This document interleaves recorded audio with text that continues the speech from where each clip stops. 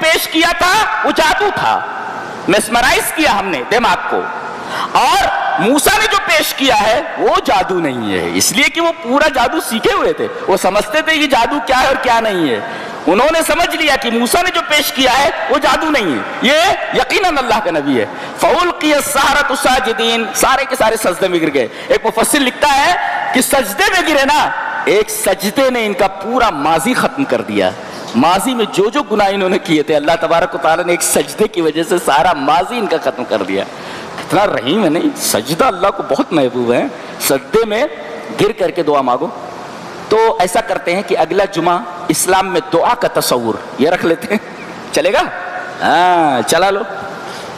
تو اب وَأُلْقِيَ السَّحَرَةُ سَاجِدِينَ، سب سجدے میں گر گئے، اور انہوں نے کہا قَالُوا آمَنَّا بِرَبِّ الْعَالَمِينَ، اس لیے کہ فرعون اپنے آپ کو رب کہتا تھا نا، تو انہوں نے کہا رب العالمین پر ہی ایمان لائے۔ پھر اس کی وضاحت کی کہ رب العالمین کون؟ یہ فرعون نہیں، رب موسیٰ و ہارون، موسیٰ اور ہارون کے رب پر ایمان لائے، تاکہ اس کو کہیں وہم نہ ہو جائے کہ رب العالمین میں ہوں، گدھا کہیں کا۔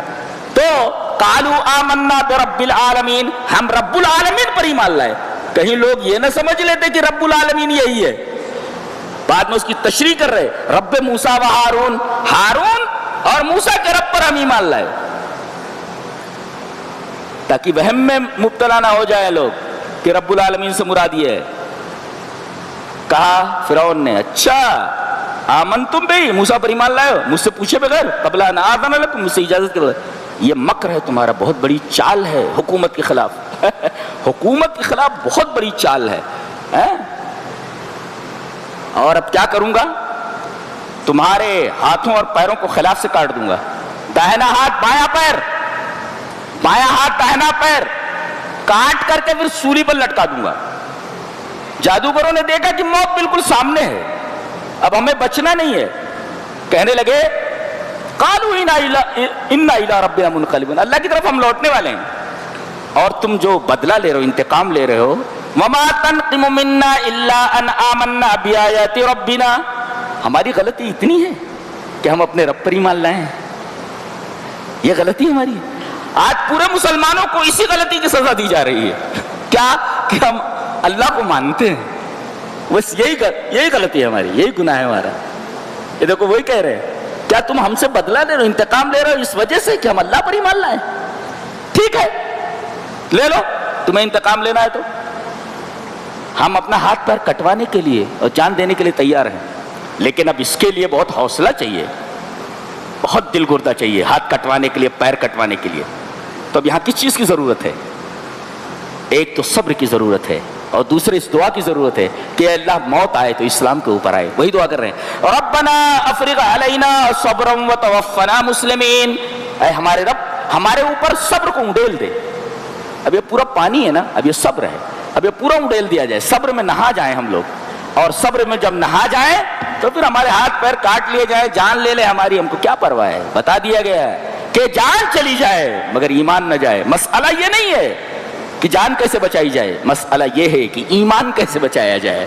وما تنقم منا الا ان آمنا بآیات ربنا لما جاءتنا ربنا افرغ علینا صبرا وتوفنا مسلمین۔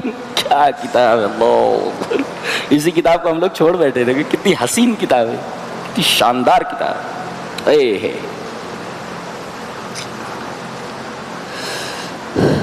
اس کتاب سے جڑ جاؤ، اس کتاب کو لوگوں نے مظلوم بنا کر کے رکھ دیا ہے، 5 روپے کا اخبار سمجھ کر پڑھتا ہے، لیکن ایک آیت سمجھ کر نہیں پڑھتا۔ امام ابن قیم رحمۃ اللہ نے لکھا ہے فقراءۃ آیۃ بتدبر وتفہم خیر من قراءۃ ختمۃ بغیر تدبر وتفہم، ایک آیت کو سمجھ کر پڑھنا پورے قرآن کے ختم کرنے سے بہتر ہے جو سمجھ کر نہ پڑھا جائے۔ ایک آیت کو آپ نے سمجھ لیا تو یہ زیادہ فضیلت رکھتی ہے اس بات پر کہ پورا قرآن آدمی سن لے، پورا قرآن ختم کر لے۔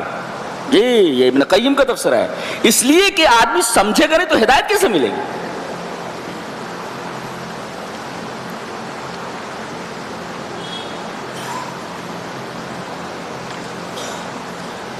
جب یہ معاملہ ہوا تو جانتے ہیں فرعون نے کیا کہا؟ فرعون نے کہا اور اس کے ساتھیوں نے، یہ جادوگر جو ایمان لائے ہیں اصل میں ان لوگوں کی سازش ہے کہ تم کو تمہارے ملک سے نکال دیں۔ یہ دیکھو، یہ الٹا معاملہ ہے۔ ان کا جملہ اللہ نے نقل فرمایا ہے کہ کہہ رہے ہیں ان ھذا لمکر مکرتموہ فی المدینہ لتخرجوا منھا اہلھا، تاکہ یہاں کے لوگوں کو تم یہاں سے نکال دو۔ ایک مفسر اس آیت کریمہ پر تفسیرہ کرتے ہوئے لکھتا ہے کہ اتہام المصلح بالمؤامرۃ علی البلد ہی الاسطوانۃ یکررھا الطغاة دائما۔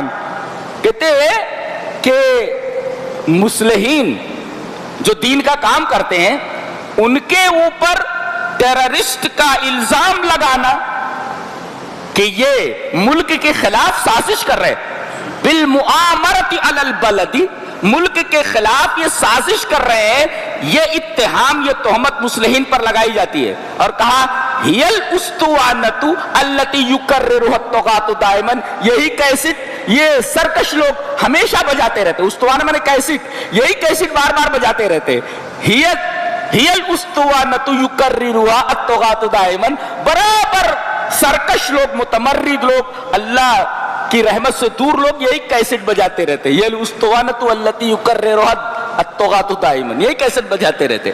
یہ دیکھو ملک کے خلاف سازش کر رہا ہے، یہ بہت بڑا ٹیررسٹ۔ بہت اچھا تبصرہ کیا ہے مفسر نے۔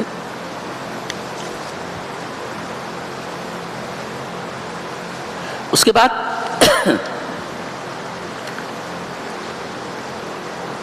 ایک واقعہ بیان کیا جا رہا ہے۔ یہ ایک بستی تھی، وَاسْأَلْهُمْ عَنِ الْقَرْيَةِ الَّتِي كَانَتْ حَاضِرَةَ الْبَحْرِ، ایک بستی تھی، اس بستی کا نام تھا ایلا۔ یہ کہاں ہے ایلا؟ یہ مدین اور تور کے درمیان میں ہے۔ مدین جہاں حضرت موسیٰ علیہ السلام گئے تھے نا، جہاں ان کی شادی ہوئی تھی، اور تور پہاڑ اور مدین کے درمیان میں یہ بستی ہے جس کا نام ایلا ہے، اور یہ بالکل ساحل سمندر پہ تھی۔ کانت حاضرۃ البحر، بالکل سمندر کے کنارے تھی۔ اور ابن زید نے کہا کہ اس بستی کا نام مقنا تھا، میم قاف نون الف، مقنا۔ یہ کدھر ہے؟ یہ مدین اور ایدونی ایک علاقہ ہے، تو مدین اور ایدونی کے درمیان یہ بستی ہے اور ساحل پر تھی۔ اب ظاہر ہے کہ یہ لوگ سرے ساحل رہتے تھے، تو ان کی معیشت کا پورا دار و مدار مچھلیوں کے شکار پر تھا۔ یہ مچھلیاں پکڑتے تھے اور بیچتے تھے، کھاتے تھے اور خوب پیسہ کماتے تھے۔ اب اللہ تبارک و تعالی نے ان کی آزمائش کی، کہا کہ ٹھیک ہے تم 6 دن کماؤ، مچھلیاں پکڑو، کام کرو، مگر ایک دن سنیچر کا دن اللہ کی عبادت کے لیے مخصوص کر لو۔ کہا کہ ٹھیک ہے، اس میں کون سی بڑی بات ہے۔ اب 6 دن جب شکار کے لیے جاتے، اللہ تبارک تعالیٰ آزماتا ضرور ہے تاکہ دیکھے کہ تمہارا ایمان کس درجے کا ہے۔ 6 دن مچھلیاں ساحل سے اس طرح غائب ہو جاتی جیسے گدھے کے سر سے سینگ، کہ پتہ ہی نہیں چلتا تھا مچھلیاں گئیں کہاں۔ جال وال لے کر جاتے تھے اور مایوس ہو کر کے واپس لوٹ آتے تھے۔ اب دیکھو مصیبت آئی، انہیں کیا کرنا چاہیے تھا؟ پہلے کما رہے تھے تو نعمت پر شکر ادا کرنا چاہیے تھا نا۔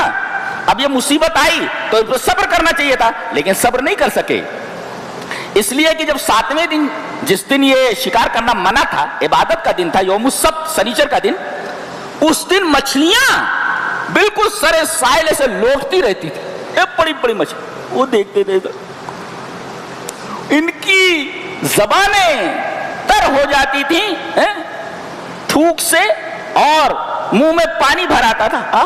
اتنی بڑی بڑی مچھلیاں، صبر نہیں کر سکے، انہوں نے ڈائریکٹ مچھلیاں نہیں پکڑی، ہیلا اختیار کیا۔ کیا؟ انہوں نے وہاں سے نالا بنا کر کے بڑے بڑے ہاؤس بنا دیے، اب وہ مچھلیاں ساحل پر جب آتی تو ان کے بنائے ہوئے نالوں سے ہو کر کے ان کے گڑھوں میں آ جاتی. یہ کیا کرتے تھے؟ نالے کو بند کر دیتے تھے تاکہ مچھلیاں ان گڑھوں سے واپس سمندر میں نہ جا سکے. اللہ اکبر، یہ ہیلا اختیار کیا انہوں نے. تو اب اس بستی میں 3 قسم کے لوگ ہو گئے، 3 فرقے. فرقۃ اسد، ایک فرقہ جس نے نافرمانی کی، وہ فرقۃ نہت، اور ایک فرقہ جس نے منع کیا، اور وہ فرقۃ سکتت، اور ایک فرقہ ایک گروہ چپ رہا. یہ 3 فرقے یاد رہیں گے. فرقۃ اسد، اللہ کی نافرمانی کی، اور فرقۃ نہت، انہوں نے روکا، اور فرقۃ سکتت، خاموش رہے. وہ اسد، نہت، سکتت، یہ 3 فرقے ہو گئے. یہ ہیلے سے مچھلیاں پکڑنے والے. کچھ دن تک انہوں نے ہیلے کیے، لیکن پھر اس کے بعد اللہ کا خوف دلوں سے نکل گیا اور یہ علل اعلان مچھلیاں پکڑنے لگے. سنیچر کے دن لوگوں نے منع کیا. یہ لوگ تھے منع کرنے والے لوگ کہ یہ اللہ کے حکم کی نافرمانی ہے، باز آ جاؤ اس سے. اور ایک فرقہ جو تھا وہ چپ رہا. وہ نہ تو مچھلی پکڑنے کے لیے گیا، نافرمانی نہیں کی، اور نہ روکا نہ نافرمانی کی. تو ایک ہے نافرمانی کرنے والے، اور ایک ہے منع کرنے والے، اور ایک ہے چپ رہنے والے. اور ان چپ رہنے والوں نے نہ تو نافرمانی کی اور نہ روکا. اللہ تبارک تعالی نے فرمایا کہ ان کے اوپر ہمارا عذاب آ گیا. جانتے ہو انہیں بندر بنا دیا گیا، کہا کہ کونوا قردۃ خاسئین. اب یہ بیچارے جو نیک لوگ تھے منع کرنے والے، یہ صبح عبادت وغیرہ کے لیے نکلے تو دیکھا کہ کوئی آدمی اپنے گھروں سے باہر نہیں نکل رہا ہے، دروازے بند ہیں اور کچھ خو خو کی آوازیں آ رہی ہیں. ٹھہرے، یہ کیا ہو رہا ہے؟ کوئی آدمی جال وال لے کر کے باہر نہیں نکل رہا ہے، یہ تو مچھلیاں پکڑنے کا وقت ہے. جب دروازے کھولے گئے تو انسانوں کے بدلے وہاں سے بندر نکل رہے، وہ بندر سور نکل رہے، بندر نکل رہے.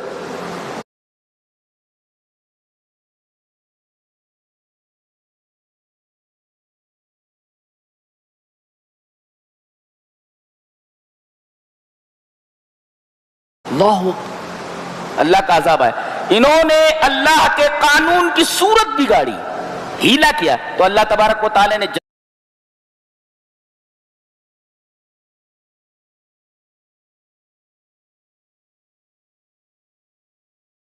جزا من جنس عمل کے طور پر ان کی صورتیں بگاڑ دی. تو حرام کمانے کے لیے ہیلا نہیں اختیار کرنا چاہیے. آج رشوت کا نام نذرانہ ہے اور سود کا نام انٹرسٹ ہے. انٹرسٹ مینس فائدہ.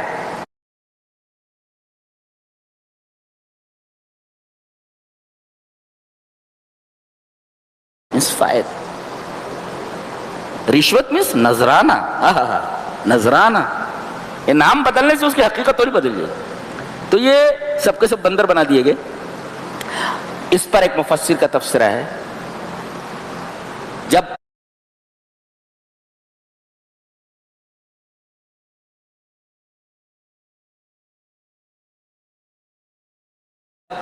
اس واقعے کا بیان ختم ہوا تو اللہ تبارک و تعالی نے ارشاد فرمایا فَلَمَّا نَسُوا مَا ذُكِّرُوا بِهِ أَنجَيْنَا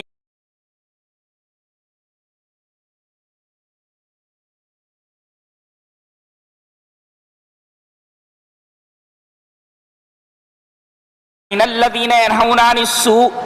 یہ دیکھیے آیت، دیکھیے بہت عجیب و غریب آیت ہے. تو جب اللہ کا عذاب آیا تو ہم نے ان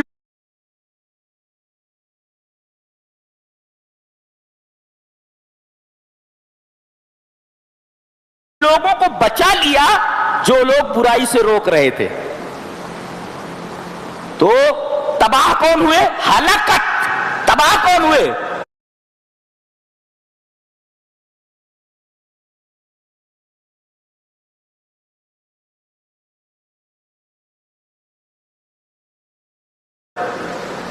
جن لوگوں نے نافرمانی کی تھی، یعنی اسد فہلاکت، یعنی جنہوں نے نافرمانی کی وہ ہلاک ہو گئے.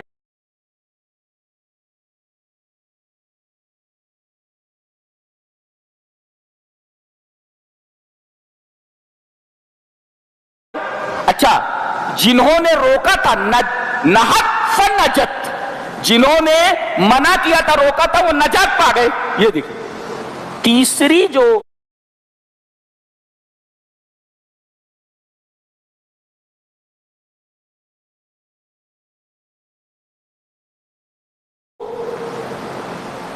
قسم تھی، تیسرا فرقہ، اس کے بارے میں کوئی تبصرہ نہیں کیا گیا. یہ لوگ چپ رہے تھے، انہوں نے وہ گناہ نہیں کیا لیکن روکا بھی نہیں.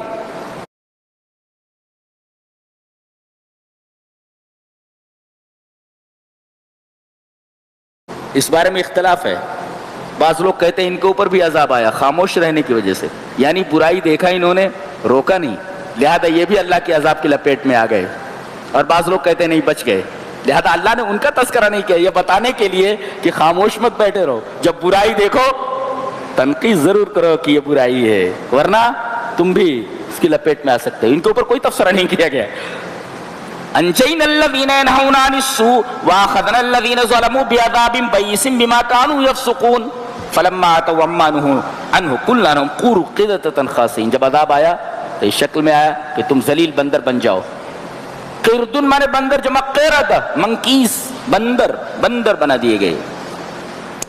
اس کے بعد اللہ تبارک و تعالیٰ نے ارشاد فرمایا ان ربک لسریع العقاب وانہ لغفور رحیم. بہت غور سے سنو، یہ کہا گیا کہ اللہ بہت جلدی عذاب دینے والا ہے، جلدی پکڑنے والا ہے، یہ پہلے کہا گیا. اور اس کے بعد کہا گیا وانہ لغفور رحیم، اور بے شک وہ مغفرت کرنے والا، بخشنے والا اور رحم کرنے والا. یہاں دیکھو اللہ کی رحمت کو اور اس کے عذاب کو ایک ساتھ ذکر کیا گیا ہے. پہلے ایک کہا گیا کہ اللہ عذاب دینے والا ہے جلدی، اور ایک ہے کہ اللہ بخشنے والا ہے. تو مغفرت کو اور عذاب کو ایک ساتھ ذکر کیا گیا ہے. اگر ایسا نہ ہوتا تو آدمی مایوس ہو جاتا، ارے اللہ تو پکڑنے والا ہے، اللہ سزا دینے والا ہے، اب گناہ ہو گیا اب تو سزا ملنے ہی والی ہے. اللہ نے فرمایا نہیں، ایسا نہیں ہے، میں عذاب تو دیتا ہوں لیکن غفور رحیم بھی تو ہوں، مجھ سے معافی مانگ لو میں معاف کر دوں گا. اللہ اکبر، تاکہ آدمی مایوس نہ ہو جائے. انک لسریع ان ربک لسریع العقاب کے بعد وانہ لغفور رحیم کہنے کا یہ مطلب ہے تاکہ بندہ سریع العقاب جو اللہ کی صفت ہے اس کو سن کر کے کہیں مایوس نہ ہو جائے. لہذا ترغیب کے بعد ترغیب دی گئی وانہ لغفور رحیم. اللہ اکبر.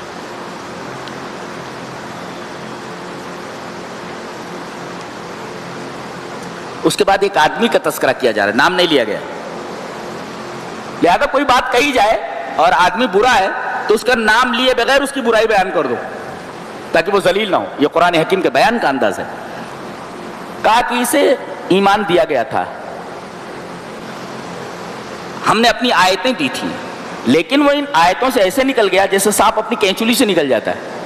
کبھی کبھی ایسا ہوتا ہے نا، کینچلی بڑی ہوتی ہے، وہ سانپ کی کینچلی ہوتی ہے، آدمی ڈر جاتا ہے لیکن وہ سانپ نہیں ہوتا، اس کے بدن کے اوپر جو رہتی ہے کینچلی وہ ہوتی ہے. تو ایسے نکل گیا جیسے سانپ اپنی کینچلی سے نکل جاتا ہے، اور کینچلی پڑی رہتی سانپ آگے نکل گیا، تو ایسے ہی نکل گیا وہ. اللہ تبارک تعالیٰ نے یہ تعبیر اختیار فرمائی. اور جیسے وہ ایمان سے نکلا فاتبعہ الشیطان، شیطان اس کے پیچھے لگ گیا. اس کا مطلب یہ ہے جیسے شیطان دیکھتا ہے کہ یہ ادھر ادھر ہوا، یہ غلط راستے کی طرف جانے والا ہے، فوراً اس کے پیچھے لگ جاتا ہے اور اسے مکمل گمراہ کر کے چھوڑ دیتا ہے. اللہ فرما رہا ہے اس کے ساتھ ایسا ہی ہوا، شیطان پیچھے لگ گیا، گمراہ. وَلَوْ شِئْنَا لَرَفَعْنَاهُ بِهَا، اگر ہم چاہتے تو اس کو بلند کرتے. ایمان کے ذریعے آدمی بلند ہوتا ہے. وَلَكِنَّهُ أَخْلَدَ إِلَى الْأَرْضِ، لیکن وہ تو زمین کی طرف مائل ہو گیا. وہ اللہ اسے بلند کرنا چاہ رہا تھا، وہ پستی کی طرف چلا گیا. اس کی مثال کتے کی مثال ہے. فَمَثَلُهُ كَمَثَلِ الْكَلْبِ He is like a dog. یہ آدمی، اس کی مثال His example is example of dog. یہ کتے کی مثال ہے اس کی. کیسے؟ ان تحمل علیہ یلہث او تترکہ یلہث. کتے کا معاملہ کیا ہوتا ہے؟ عجیب جانور ہے یہ. اس کی طرف پتھر پھینکو تو سمجھتا ہے روٹی دیے ہیں، روٹی پھینکا اس نے. وہ پتھر کے پاس جاتا ہے اور اس کو دیکھتا ہے. تو اگر پتھر پھینکو مارنے کے لیے تب بھی روٹی سمجھ کر کے اس کو اٹھانے کی کوشش کرتا ہے، اور اگر نہ دو تب بھی اسے کھڑا رہتا ہے وہ. اور دونوں صورتوں میں اس کی زبان لٹکی رہتی ہے، وہ ہانپتا رہتا ہے. وہ دنیا کا واحد جانور ہے کہ بھوکا رہے تب بھی ہانپتا ہے، اور وقت بھی ہانپتا رہتا ہے. یہ واحد جانور ہے. وہ کتے کی مثال دے کر کے یہ بیان کیا گیا کہ آدمی جب ایمان کی رسی توڑا کر کے بھاگتا ہے اور شیطان اس کے پیچھے لگ جاتا ہے تو پھر آدمی کی تگ و دو کا سارا محور صرف اور صرف پیٹ اور شرمگاہ ہوتی ہے. بس جیسے کتا کہ اس کی زندگی اور اس کی تگ و دو کا پورا محور اس کا پیٹ اور اس کی شرمگاہ ہوتی ہے. بس اس کے علاوہ کچھ نہیں. آج دیکھو کتنے لوگ ہیں کتے کی مثال ہیں. رمضان جیسا پیارا مہینہ آیا اس کو چھوڑ کر کے اور قرآن جیسی نعمت اللہ نے عطا کی ہے اس کو چھوڑ کر کے رات بھر کھانے پینے میں لگے ہوئے. اور مردوں کے ساتھ عورتیں بھی اللہ اکبر یہ بھی ان کے ساتھ لگی ہوئی ہیں. وہ مائیں اور بہنیں کتنی خوش نصیب ہیں جنہیں اللہ تبارک و تعالیٰ نے توفیق دی ہے کہ وہ تراویح میں قرآن حکیم سنیں, اللہ تبارک و تعالیٰ کے قرآن کے معانی کو سمجھیں. یہ بہت بڑی سعادت کی بات ہے. ورنہ بہت ساری عورتیں باہر گھوم رہی ہیں, بہت سارے لوگ باہر گھوم رہے ہیں, لیکن آپ لوگ بڑے خوش نصیب ہو, اللہ والے ہو. اللہ تبارک تعالیٰ نے آپ کو توفیق دی ہے کہ آپ اس کے گھر میں بیٹھے ہوئے ہو اور اس کی کتاب سن رہے ہو, اس کے قرآن کو سن رہے ہو, اس کے قرآن کی باتیں سن رہے ہو. کتنی بڑی بات ہے. یہ بہت بڑی خوش نصیبی کی بات ہے اس گئے گزرے دور کے اندر. اس گئے گزرے دور میں باہر نکل کر کے دیکھو تو بڑی حیرت ہوتی ہے کہ یہ مسلمان ہیں, ان کو صرف اپنی پیٹ کی پڑی ہوئی ہے, صرف پیٹ اور شرمگاہ. تو ان میں اور کتوں میں کیا فرق ہے؟ وہ بھی تو صرف اچھا کتے کی اور خصوصیت ہوتی ہے, دنیا کے سارے جانور چیز کو آنکھ سے دیکھتے ہیں, یہ ناک سے دیکھتا ہے.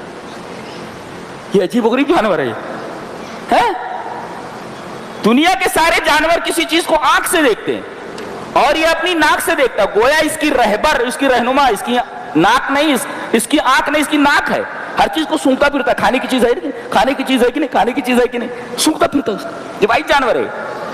یہ آنکھ سے نہیں بلکہ ناک سے دیکھتا ہے, سونگتا پھرتا ہے, ہر چیز کو سونگتا ہے.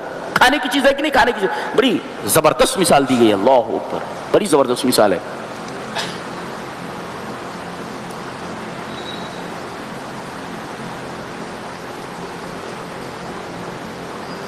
فرمایا گیا وَلِلَّهِ الْأَسْمَاءُ الْحُسْنَى فَذَرُوهُ بِهَا فَادْعُوهُ بِهَا وَذَرُوا الَّذِينَ يُلْحِدُونَ فِي أَسْمَائِهِ. اللہ تبارک و تعالیٰ کے بڑے پیارے پیارے نام ہیں تو ناموں میں الحاد مت کرو. الحاد فی الاسماء نہیں ہونا چاہیے. سمجھ لو اس کو. الحاد فی الاسماء کسے کہتے ہیں؟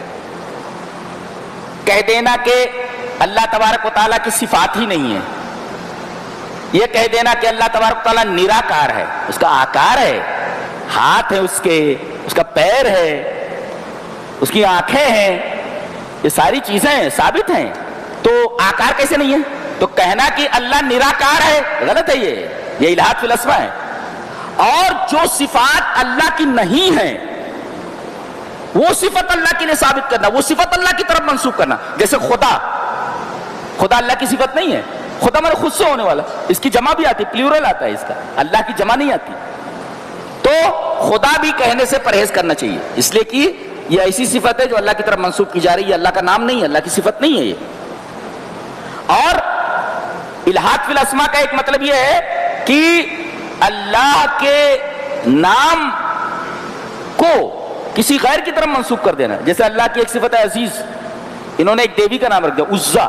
اللہ کا نام ہے اللہ, انہوں نے ایک بت کا نام رکھ دیا لات اللہ. تو یہ بھی الحاد فی الاسماء ہے. تو یہ کہنا کہ اللہ کی صفت ہی نہیں, یہ بھی الحاد فی الاسماء ہے. یہ کہہ دینا کہ اللہ تبارک و تعالیٰ کسی مکان میں نہیں ہے, مکان میں ہے, ما یلیق بشانہ, وہ عرش پر ہے, عرش پر مستوی ہے. تو یہ سب الحاد فی الاسماء ہے.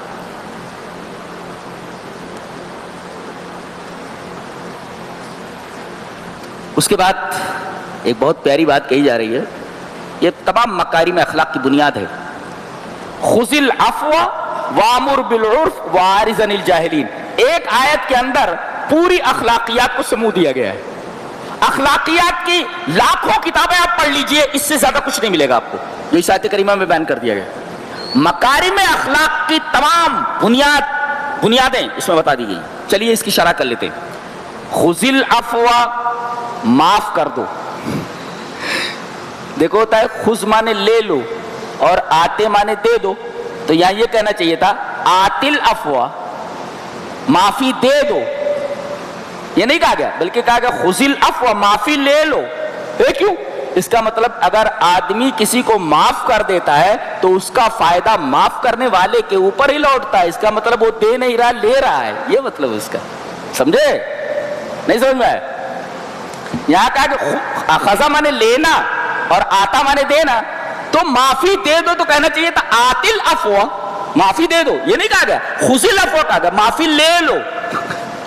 اس کا مطلب آپ کسی کو معاف کر دے رہے ہیں تو اس معاف کرنے کا بدلہ، معاف کرنے کا اجر خود تمہارے اوپر لوٹنے والا ہے. گویا کہ تم معافی دے نہیں رہے، معاف کرنے پر بدلے کو لے رہے ہو، اجر لے رہے ہو.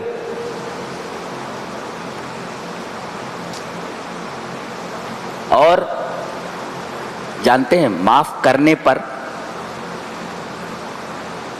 کیا فائدہ ہوتا ہے؟ حسن بصری رحمہ اللہ کے پاس ایک آدمی آیا اور کہا کہ حضرت ایک بات بولتا ہوں. بولے کیا؟